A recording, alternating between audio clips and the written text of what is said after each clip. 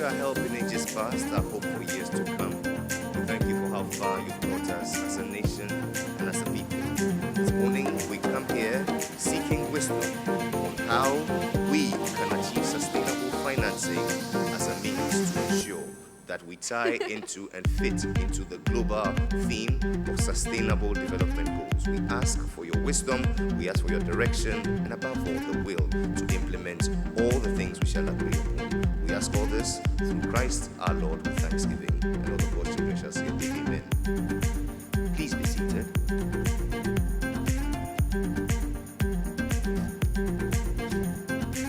Once more, I ask respectfully that we place all phones on silent to avoid any interference in the course of this morning's event. A very good morning to you, distinguished ministers of state, your excellencies, members of the diplomatic corps, friends from the media, ladies and gentlemen. This morning, it's my pleasure to welcome you to the Kempinski Gold Coast City, right here in Accra, Ghana, and for this very historic day. It is the Accra SDGs Investment Fair 2019, an initiative of the government of Ghana through the Ministry of Finance in collaboration with the SDG Campaign 2030, the Ministry of Planning, the GIPC, and the Social Enterprise Ghana. We do this in partnership with the United Nations Development Programme, the United Nations Office for Project Services, the Department for International Development of the British High Commission, and the IFC and Zebo Investment Partners. I am, by the grace of God, Jerry Ajololo, and I welcome you on behalf of all these collaborators. This morning, ladies and gentlemen, we explore how we can achieve sustainable development financing in a bid to build mutually beneficial partnerships. All across the world, ladies and gentlemen, it is reckoned that trillions of dollars are required year on year to achieve these bold, audacious goals. How are we going to do that? But it is for this reason we gather here this morning. I trust that our deliberations would come in handy to give meaning to this theme that we've chosen, and at the end, we shall reap the dividends of why we're here.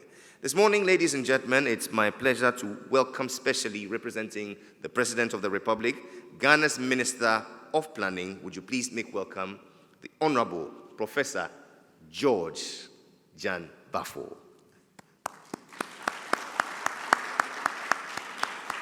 We welcome you, Honorable Minister. In his company, Ghana's Minister of Finance and Economic Planning, the Honorable Ken Ofori-Atta. We're pleased to receive the Ambassador of the Kingdom of Norway to Ghana, His Excellency Mr. Gunmar Andreas Holm. Thank you. In his company, the Ambassador of the Republic of Israel to Ghana, Her Excellency Madam Shani Cooper. Thank you. Let's make welcome the Director of the USAID of the U.S. Embassy, ladies and gentlemen, Madam Sharon Kroma. Thank you. This morning, we're joined by the Special Advisor to the President on the Sustainable Development Goals, Dr. Eugene Owusu. Thank you.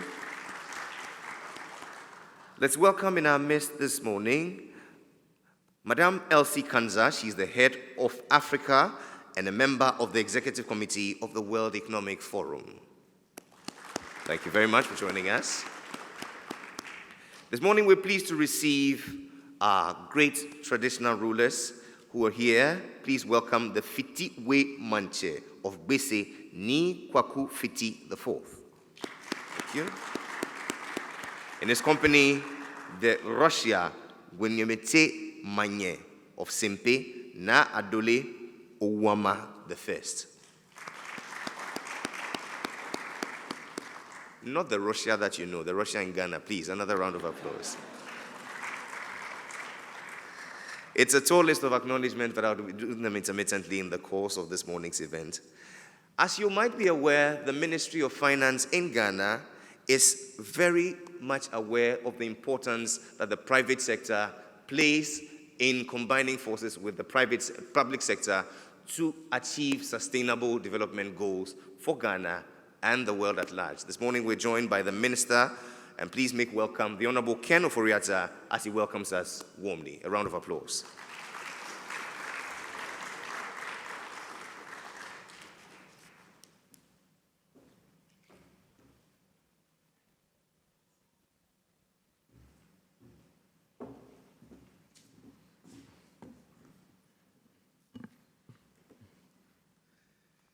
Good morning. Good morning.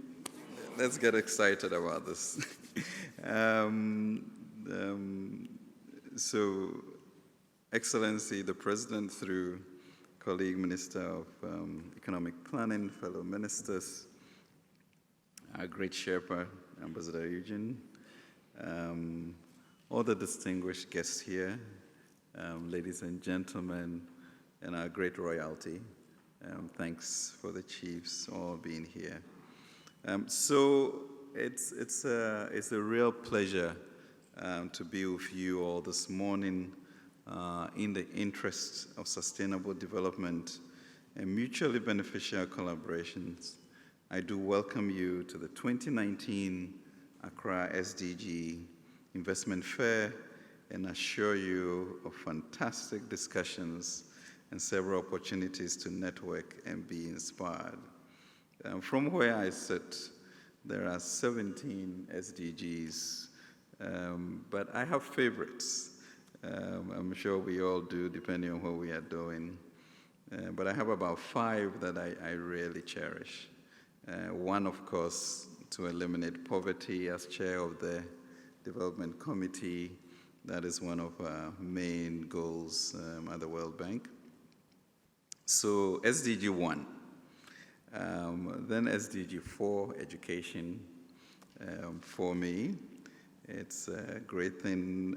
The position I'm in, SDG 8 is just so critical. How do I ensure that of this economic development that we are chalking, decent work is available to all of our people? And then 9, of course, for industry, innovation, and infrastructure. Trying to figure out how to get infrastructure to be cheap. I've been talking to Peter from Citibank here to see whether that's at all possible, but we'll keep at it. And 17, for you all being here, is the issue of partnership. How do we join together to ensure that we make 2030 happen in a good way? So one of the critical objectives of this government is the creation of a self-sufficient economy, one that is capable of withstanding change, both at the local and international level. This explains the focus on developing robust primary, secondary, and tertiary sectors, realizing that government resources alone cannot ensure the comprehensive implementation of the SDGs by 2030. A number of initiatives have been developed to direct private capital into the sustainable development space, and the Accra SDG Investment Fair is one of such initiatives. Governments across the world are partnering with the private sector to close the SDG financing gap, which is estimated at about $2.5 to $3 trillion per year. According to the 2019 Global Wealth Report by Credit Suisse, global wealth grew during the past year by 2.6% to USD 360 trillion. And this is one of the main reasons for the recent focus on private sector for sustainable development. This is proof that the global private sector has the capacity to help governments finance the implementation of the Sustainable Development Goals. However, private actors are, in their defense, looking for economic models that enable them to still realize significant returns whilst doing good. In our bid to find this middle ground, it's important for us to be guided by the concept of shared values. This is when economic value is created in a way that also creates value for society by addressing its needs and challenges and the intractable problems that we have, thereby resulting in a win-win for the private sector and for our society, in line with the World Bank's twin objectives of eliminating or eradicating poverty and having shared prosperity. Philanthropy is always welcome, but in order to realize the global goals, we need to target the $360 trillion in addition to the combined assets of the philanthropic foundations, which is estimated at $1.5 trillion by the World Economic Forum. The conversations and interactions we have at this year's Accra SDG Investment Fair are intended to stir up more initiatives and collaborations which adhere to the precepts of shared values within the sustainable development space. This resonates well with the Akufo-Addo government and its efforts to ensure shared prosperity. As authored by Prof. Jan Bafo here in our coordinated program of economic and social development policies.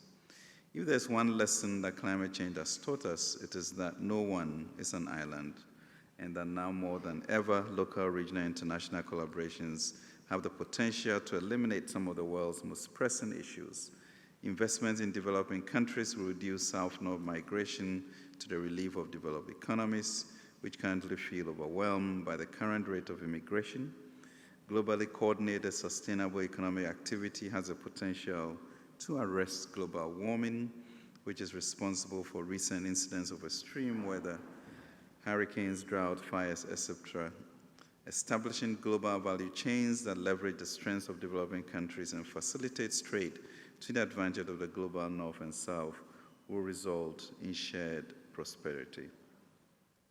Tackling illicit financial flows and base erosion and profit sharing, which results in some $70 billion a year from Africa. I therefore encourage both local and foreign businesses and financial institutions to support the financing of the SDGs by directly partnering with government and also by injecting funds into private sector projects and businesses that have the potential to bring shared values, and by leading in the discussions to slay these elephants, this global financial architecture which disadvantage the countries in the South. This is a good country to invest in, if I may say so myself. Mr. Chair, in 3 years, we have successfully exited the IMF program. We have been able to increase our growth from a 3.6% 3 years ago to an average of 7% in the past 3 years. We have been able to lower inflation from 15.4% to 7.7% as of last month. We've reduced our deficit from 9.3% to 4.5% in the new series, and our Greek industry and service have picked up over and above our oil economy. Our focus on education, free senior high school, is creating a confident, educated society with enhanced social mobility for all. The AFCFTA will be headquartered in Ghana, thus creating a platform for Ghana to be a regional hub in finance, aviation, logistics, etc. The future, friends here, is indeed bright. And I do not say this to be trite. In the midst of struggling economies and political upheavals, Ghana still remains a pillar of stability. There's a rising generation of energetic and creative young people who, with the mastery of ICT, can make significant contributions to our economy. This will require governments and those of us with resources to commit, to listen to their dreams, provide technical and financial support while helping to promote their innovative creations. This critical human resource is on the increase across the continent, despite reductions in other parts of the world.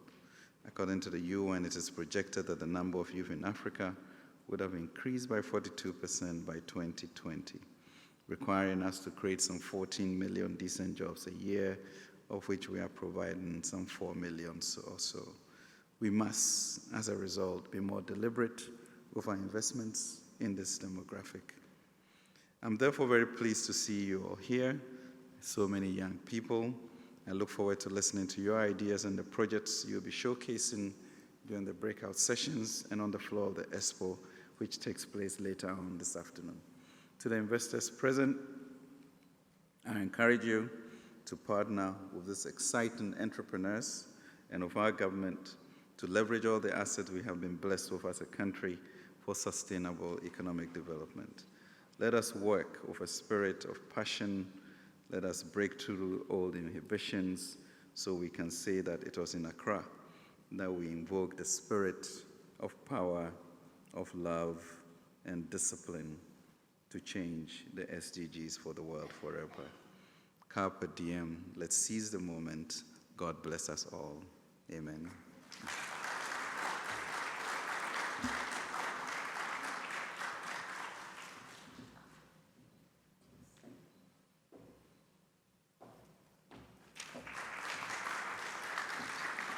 We're ever so grateful to you, the Minister of Finance, the Honorable Ken Oforiatta, for that warm note of welcome, touching on shared values, shared prosperity, these great initiatives and collaborations that we're about to see through connecting investors with projects. The high point of this year's fair, ladies and gentlemen, is a display of amazing Ghanaian-owned products and services that are all aimed at saving our environment and achieving the SDGs. In the course of the day, you would acquaint yourself with all these products and solutions during the fair. I trust that you stay through to enjoy. This morning, it's particularly appropriate that we receive in our midst the Mayor of Accra. Let's please make welcome the Honorable Mohammed Nia Jesoa. Thank you for joining us this morning. A round of applause. Thank you. Thank you. And so since 2018, we've enjoyed the support and enthusiasm of the President of the Republic, which has shown through all our efforts at achieving the SDGs. This morning, he's unable to join us, but he's represented here by Ghana's Minister of Planning. Would you please make welcome the Honorable Professor George Jan Bafo.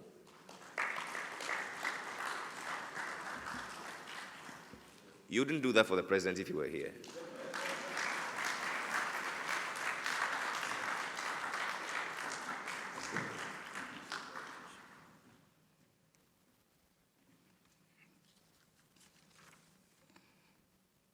Thank you so very much, Mr. Moderator, the Honorable Minister for Finance, the Ambassador of Norway, the Ambassador of Israel, the Director of USAID, the Director for Africa, World Economic Forum, Acting UN Resident Coordinator, the Mayor of Accra, Name, Nime, Your Excellencies, members of the Diplomatic Corps, the private sector agents and financiers, members of the press, ladies and gentlemen. The President of the Republic, Nana Akufo-Addo, will have wished to be here himself, but unfortunately he could not make it today. So I'm here to represent him, and indeed,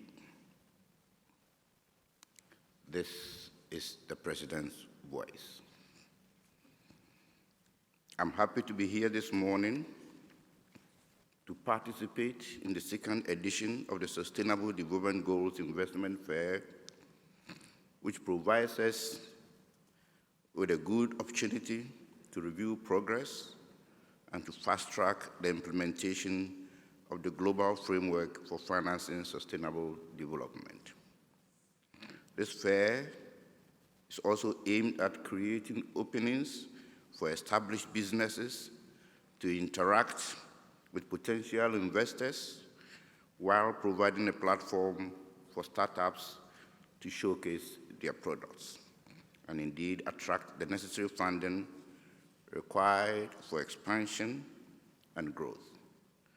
I'm thus grateful to the organizers of the event for the invitation.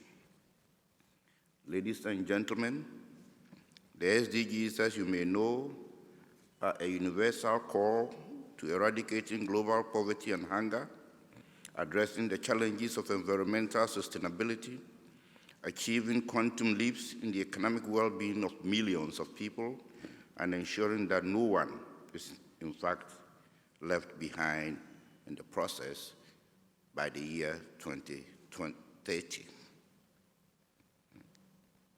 As you know, Agenda 2030, as it is also known, calls for increased partnership between government, private sector, research, academia, and civil society organizations. These partnerships, prioritized under SDG 17, are expected to ensure that we make the right choices from now to enhance the quality of life for the generations yet unborn. As co-chair of the eminent group of advocates for the 2030 UN SDGs, and indeed as President of the Republic, my administration is committed to implementing not only Agenda 2030, but also the AU Agenda 2063, which summarizes Africa's aspirations for the future and identifies key strategic programs which can boost Africa's socio-economic growth and development and lead to the rapid transformation of the continent. To highlight our determination to realizing the SDGs, Ghana has this year presented her first ever voluntary national review to the United Nations, and it is worth mentioning that the report was received globally with commendation. Ladies and gentlemen, we have been told that the current levels of financial flows fall far short of what are required towards fulfilling the 17 SDGs. It is important, therefore, that we ensure the implementation of the tenets of the Addis Ababa Action Agenda. It is said that the global economy, for example, will require about $89 trillion in infrastructure investments and about $4.1 trillion in incremental investment for the low carbon transition that we are aiming at, and that will enable us deliver on the 1.5 degree Celsius reduction target, which is under the SDG goal 13. Again, according to the African Development Bank, the annual infrastructure financing gap in Africa alone is about $100 billion. But you know, the multilateral system is under strain, and we must do all we can to generate the needed resources for sustainable development.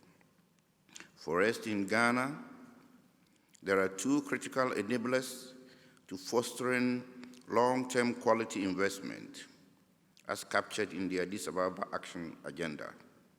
That is, an increased mobilization of domestic public resources and the development and strengthening of regulatory frameworks that better align domestic and international private business and finance with public goals. It is for this reason that I believe this year's event, being held on the theme Sustainable Development Financing, Building Mutually Beneficial Partnership, is appropriate, and it's appropriate for two reasons.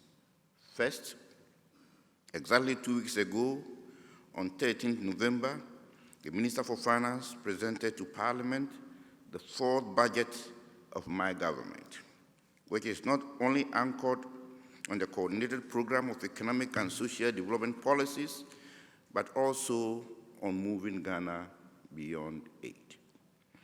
We have identified 8 pillars to assist us in consolidating the macroeconomic stability and fiscal performance gains that we have achieved in the last 3 years, and help us, we hope, in transforming our economy.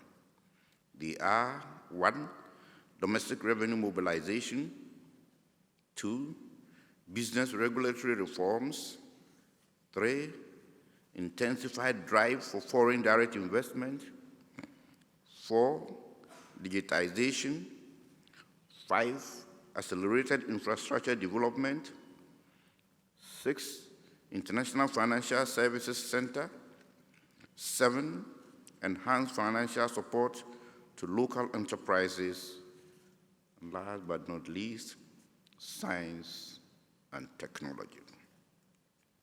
Secondly, we recognize the need to place our micro, small, and medium-scale enterprises at the front line of our transformational agenda.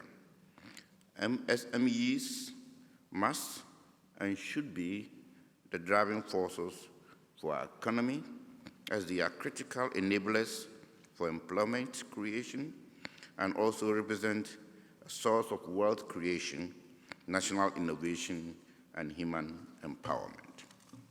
So as we move towards developing our infrastructure and strengthening our manufacturing sectors, we are guided by the fact that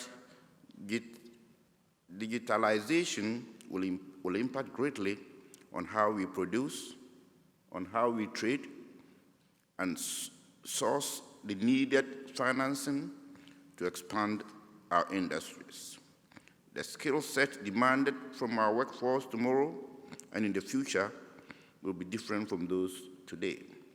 That is why public-private collaborations will be essential in equipping the next generation with the requisite tool set that they need and we will need to compete in future job markets.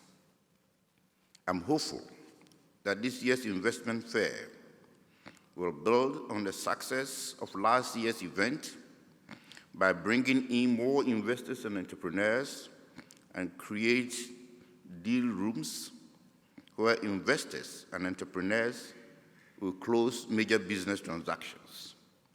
I look forward to the day when we can all look back on this forum, not just as the dawning of the new era in entrepreneur-investor relations, but also as one of the landmark events of our economic transformation. On this note, ladies and gentlemen, I declare the investment fair duly opened, and may God bless us all. May God bless our homeland, Ghana, and make her great and strong. I thank you for your attention.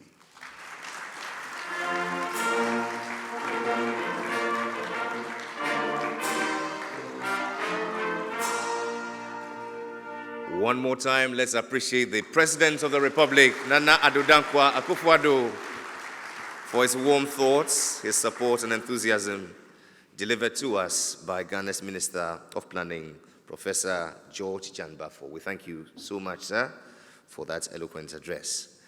And so this brings us successfully to the end of the formal opening ceremony. Right after this, we shall go for some coffee break, acquaint ourselves with all the products and services on display. However, it is appropriate that we get to appreciate the roadmap for financing the SDGs country by country. Ladies and gentlemen, as a precursor to the first panel discussion that we're going to have, we are going to receive a presentation from the head of Africa, a member of the Executive Committee of the World Economic Forum. Would you please make welcome Madam Elsie Kanza.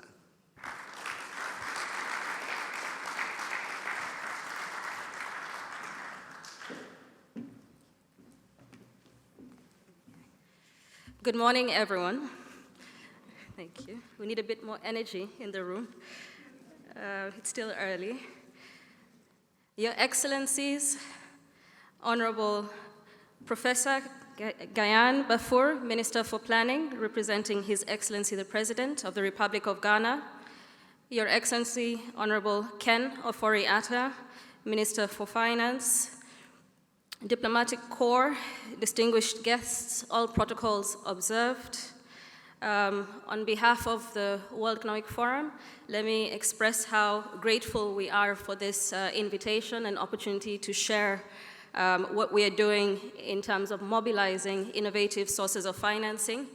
I have been informed that the audience is very familiar with the World Economic Forum, and so I beg your indulgence to then allow me to introduce myself properly so you have a better idea of where we're coming from and where we're going. Now, I started my career with training for the private sector. My first degree was in international business administration with a concentration in finance and management. My first master's was in finance. I then joined the central bank and the treasury department, responsible for rolling out securities. We launched the bond market. I then was seconded to the Ministry of Finance to help them because the counterpart for the central bank for that project were ODI fellows, and they left, for those of you who are familiar with the ODI, and there was no capacity within the treasury, while there was a lot of capacity within the central bank. From the central bank, rose up to become effectively chief of staff to the permanent secretary. I was then appointed to the presidency. This is President Kikwete, 3 months after he was sworn into office. I joined the Economic Advisory Unit. I was the first economist. It was supported by the UNDP and FDB, and that's where I first met Dr. Eugene Owusu, because it was a special project to boost the policy and advisory capacity within the Office of the President. This is a private office of the President. And looking back, I see Peter Sullivan, who I met when I was still between the Central Bank and Ministry of Finance. 3 months after I joined the office of President Kikwete, his first international meeting was the World Economic Forum on Africa meeting in Cape Town. His first global meeting in Davos was the following January in 2017. He then said to me, "Elsie, I'm running a country. I have no time for conferences. This has to be supporting my national agenda and priorities." Given my background and having had to learn how the public sector worked, so in between there, I had to go back to school and did an MA in development economics because I was not familiar with the public sector. His priority was agriculture. And we then set out to leverage the power of the forum, the international business community, multi-stakeholders, to support the national program, which was actually linked to CADEB. And this was around the time that CADEB had already developed and helped countries develop investment blueprints, which made it easier to plug in the international business community into a local process, which is very important for us. We're not here to parachute and tell countries what to do. We're actually here to help accelerate progress. I mean, the mission of the forum is to improve the state of the world, and you can't do that by telling people what to do. You need to partner. Fast forward to 2010, we held the World Economic Forum on Africa meeting in Tanzania. It was the first time coming out of Southern Africa, and that was the national focal point. The focus of that meeting was agriculture. Fast forward to 2011, at the World Economic Forum on Africa meeting held in Cape Town, we launched Grow Africa, and I'm proud that Ghana is part of Grow Africa with 7 African countries. So taking the lessons from one country and moving it to 7 to accelerate progress on CADEB, which is an African Union agenda. In 2011, the forum asked to borrow me to help them do for infrastructure what Tanzania had managed to achieve with agriculture. And the important part about that is that infrastructure was then the seed for SDIP. So we set out to help the African Union and the now AUDA NEPAD to understand how the private sector assesses bankability of projects. The concern then with respect to PDAPAP was that government's undertaking all these reforms, but the private sector is not showing up to the party. So we set up a business working group of the forum partners to work closely with them to assess the PDAPAP portfolio and determine which projects made sense to the private sector, which ones needed blended finance in terms of development partner assistance or development bank, and which ones were entirely government business. That culminated in 2015 and led to a replication of this process in other parts of the world, including Latin America. In 2015, we handed over that work to AUDA NEPAD in its entirety, and then pivoted to development finance. This was also alongside the UN Conference on Financing for Development in July 2015, held in Addis Ababa. SDIP, the Sustainable Development Investment Partnership, is a joint initiative of the World Economic Forum and the OECD. With a persistent $2.5 trillion gap annually, as mentioned by the ministers, to meet the SDGs by 2030, and the current $17 trillion currently invested in negative yielding bonds, SDIP members share the ambition of fixing this mismatch and creating conditions for capital to flow to where it is most needed. I would like to add that Since last year, we've been collaborating with the United Nations to see how we could help mobilize funding to support the acceleration of the SDGs agenda. And a few months ago, we actually signed, as a World Economic Forum, a formal collaborative agreement with the United Nations. The only other organization to do so is the World Bank. And this is to accelerate progress by mobilizing multi-stakeholder collaboration, not just financing, but also innovative solutions. So SDIP has 42 members made up of a combination of different financial actors. Allow me to cite a few: the African Development Bank, JICA, Allianz, Citibank, the Government of Canada, MIGA, IFC, Pension Denmark, Standard Bank, and there are others. It is generously supported by the European Commission, Swedish Development Agency, and Danida.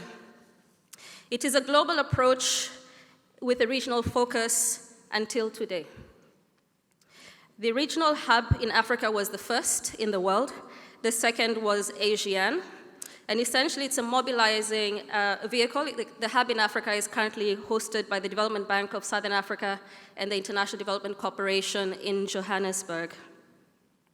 The idea is to, or rather the focus was on two work streams since 2016. One, unlocking early stage pipeline, facilitating connections for projects and investors with PPFs.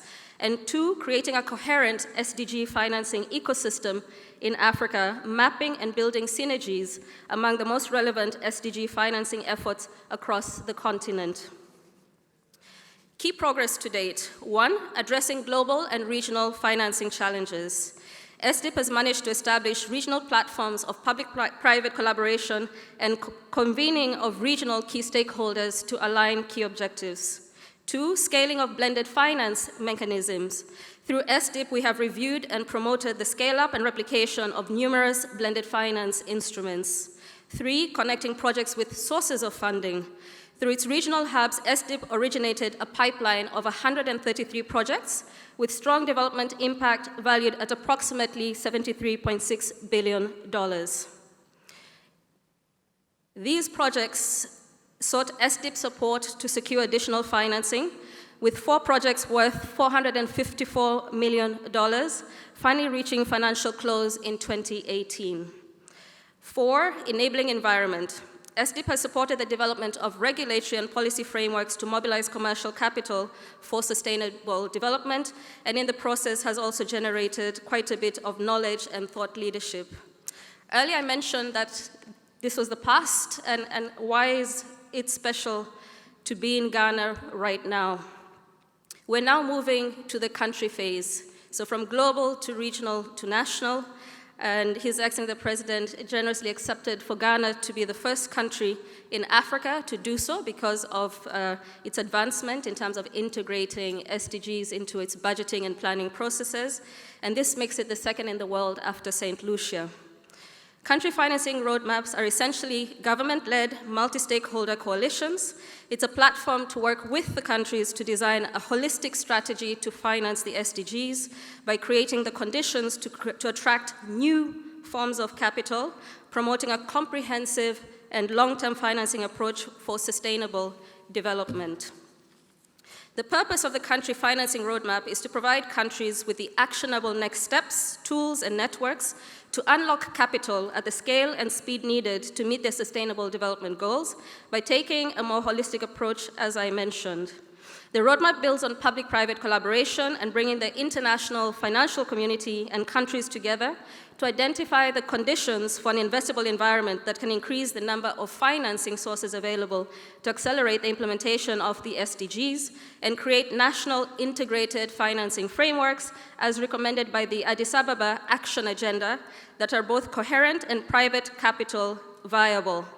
This proposal builds on the recommendations advanced by the Interagency Task Force on Financing for Development through the Financing for Sustainable Development Report 2019, the G20 Eminent Persons Group Make the Global Financial System Work for All report, and the World Economic Forum's Global Future Council on Development Finance. This proposal integrates key outcomes from the brainstorming session hosted by Canada and Ghana on April 25th, 2019 in New York as co-chairs for the high-level dialogue on financing for development at the United Nations. In essence, the roadmap essentially seeks to, one, conduct an assessment of ongoing initiatives in the country, as well as identify the existing efforts so that we can identify where we can add value to the ongoing processes. There is thus, after assessing the baseline, a diagnostic process that's estimated to take about 4 months, followed by an action plan that can then lead us to the financing. So all in all, expecting to hit the ground within less than 12 months. Finally, allow me to conclude with another new exciting development, which is that building on these efforts, at the last World Economic Forum on Africa meeting held in Cape Town, our Regional Business Council, which is our business community made up of African CEOs, members and partners of the forum, and regional heads of our global partners, heeding the call by policymakers and African governments to help address the youth unemployment crisis by fostering jobs. They explained that the private sector doesn't wake up thinking about private sector at that scale, of how to hire more people. If anything, they're looking to fire people and reduce their overheads. And with AI and 4IR, that's becoming even easier, and we're seeing that already. However, they do wake up thinking, how am I going to create business today? And their commitment is to create jobs by scaling 100 million SMEs and startups by 2025.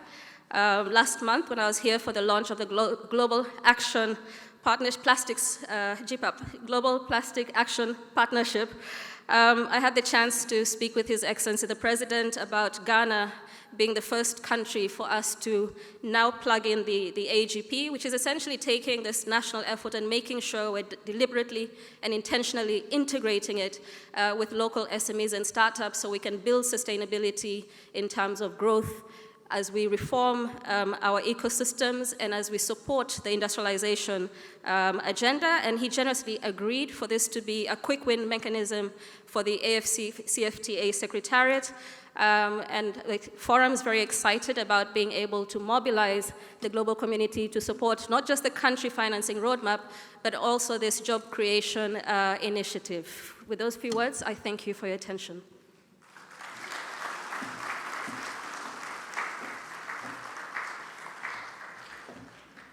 One more time, let's appreciate the head of Africa and a member of the Executive Committee of the World Economic Forum, Madam Elsie Kanza. Thank you for that very insightful presentation and your prescription to us on multi-stakeholder collaboration as a key to achieving sustainable development finance. We thank you ever so much.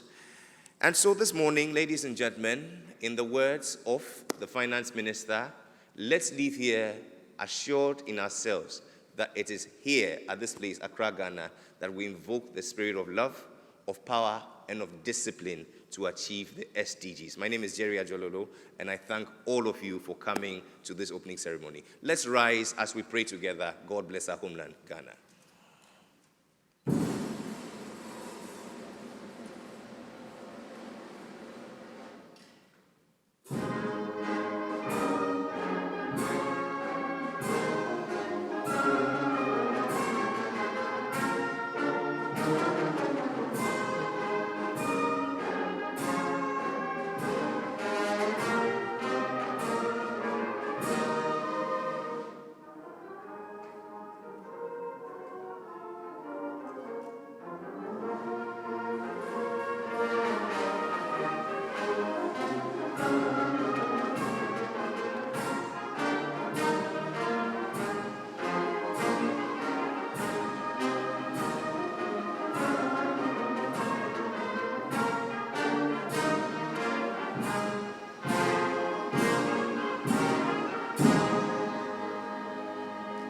And while remaining standing, it will be remiss of me not to acknowledge the UN Resident Coordinator in Ghana. Please make welcome Her Excellency Madam Sylvia Ekra Lopez. Thank you for joining us. I shall now humbly invite you, honorable ministers, together with all our dignitaries, to please proceed to the front for a ceremonial photograph. You may see on your chairs, ladies and gentlemen, that we have these SDG designs that we've put on them. Please lift them up. We're going to do something symbolic to capture this moment. I ask that the UN resident coordinator please join in this photograph. Together with Nime and Name, please. Ladies and gentlemen, do we all have our phones here? I ask that please you turn around with your backs facing this logo. We're going to capture this moment in some photographs. Can we all please turn around with our phones in hand?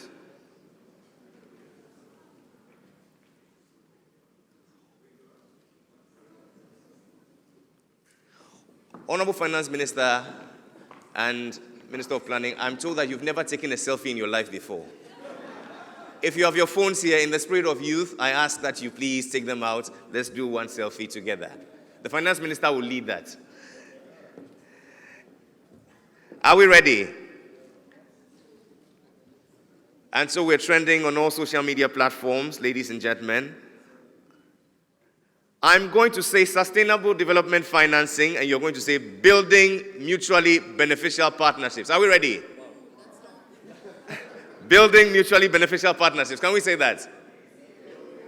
All right. And so, on the first one, sustainable development financing. And you snap one. Sustainable development financing. Sustainable development financing. Okay, and so please use the hashtag #Accra SDG Invest, and you put the sustainable development financing, building mutually beneficial partnerships, and SDG Invest, the hashtag, and you put sustainable development financing, building mutually beneficial partnerships. With 3 happy cheers, we say hip hip. Hip hip. Finance Minister, I didn't see your selfie. We'll take it again. And so let's make our way outside. The official party will lead and we shall all follow. It's time for coffee. We reconvene here at exactly 10:45.